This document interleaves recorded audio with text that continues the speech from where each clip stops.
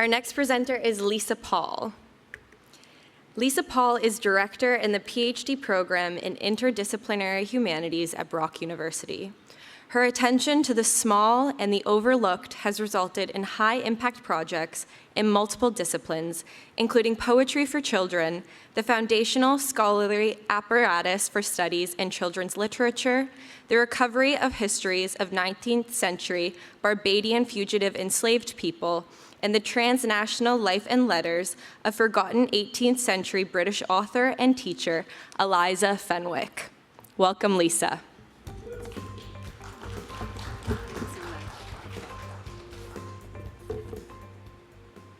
Okay. Thank you so much, and I'm definitely shorter. And it's so nice to be here. It's really an honor, and I've already learned so much.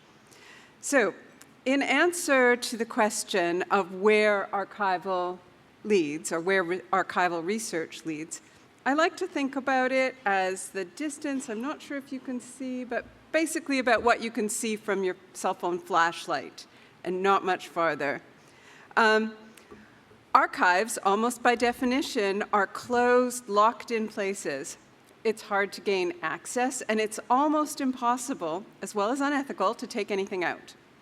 That's why my current as my current SSHRC-funded project comes to an end, I'm slightly awed by the reach of my archival research, by its large-scale impact, and by the fact that it's led me from Niagara-on-the-Lake, close to where I work at Brock, to London, Barbados, New York, and then back to Niagara-on-the-Lake.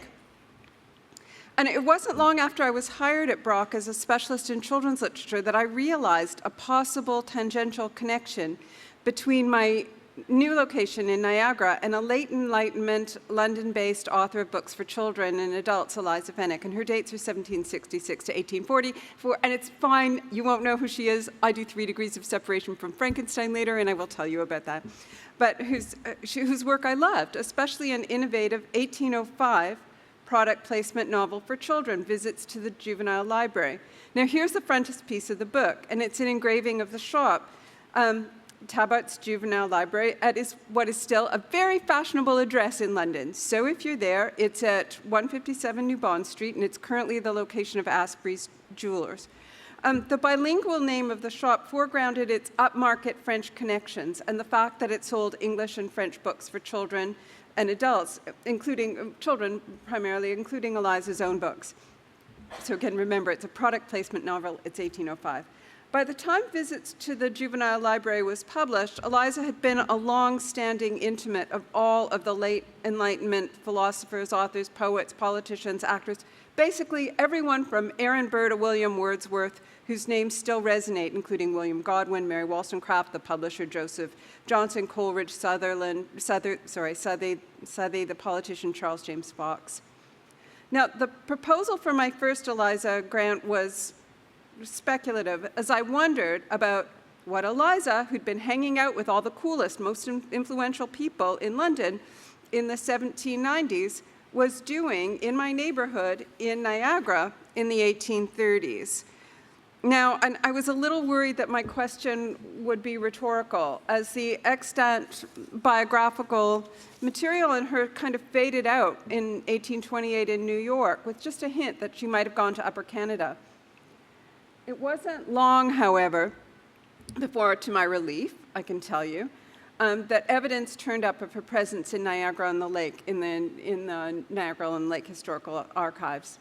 She was here at 240 Centre Street, teaching what was called, at the time, a seminary for young ladies, a school for girls that she co-owned and ran with the widowed sister of an influential Upper Canadian lawyer and politician, William Warren Baldwin, whose name also lingers in Toronto. But as and so began for me what turned into a transnational recovery story, one in which I was able to trace Eliza's social, cultural, and political trajectory. And what I found was a larger story than I'd imagined, a story of a woman who was braver than Laura Secord and a better writer than her acknowledged Canadian literary foremothers, Susanna Moodie and Anna Jameson. But counterpointing Eliza's story all the way through was a painful story of abolition and the searing, remarkable stories of resistance by enslaved people.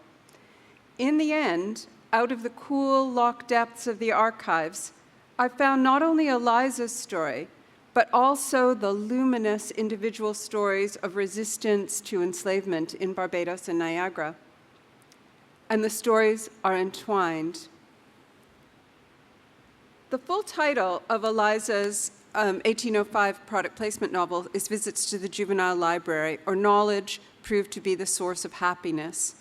The subtitle is a riff on William Godwin's Inquiry Concerning Political Justice and its influence on moral happiness, so source of happiness, morals and happiness. And featured in the book is the only instance I found from the period of an enslaved person demonstrating agency, in this case, teaching herself to read rather than what was conventional, being taught to read. She embodies the novel's themes of liberation through literacy.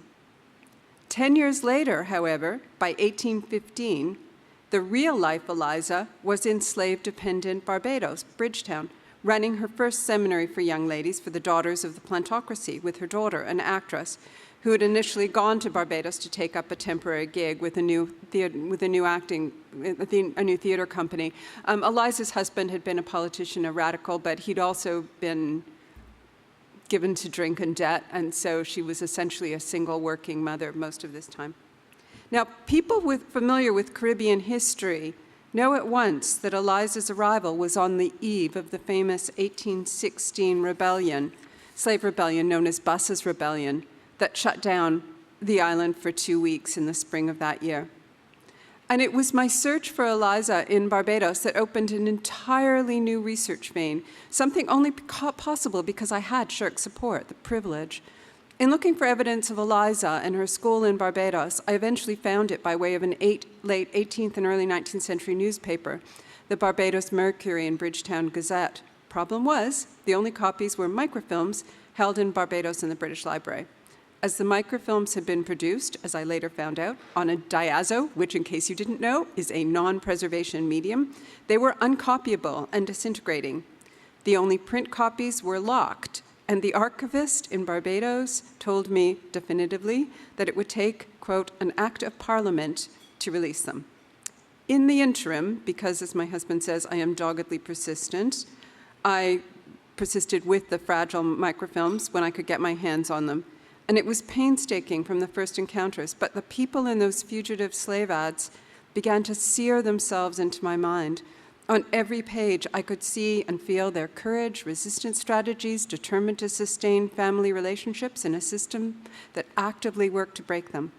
All I could think about at the time was that the people in those 200-year-old papers in the pages of the Gazette would die unless they were digitized.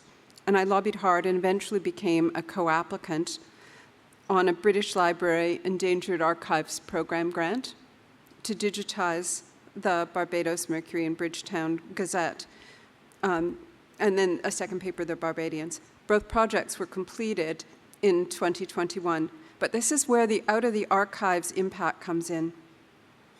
Both papers provided the source material for a massive British Library crowdsourcing project, Agents of Enslavement, designed to produce a database of the criminality of the enslavers and the resistance strategies of the people in the fugitive slave ads.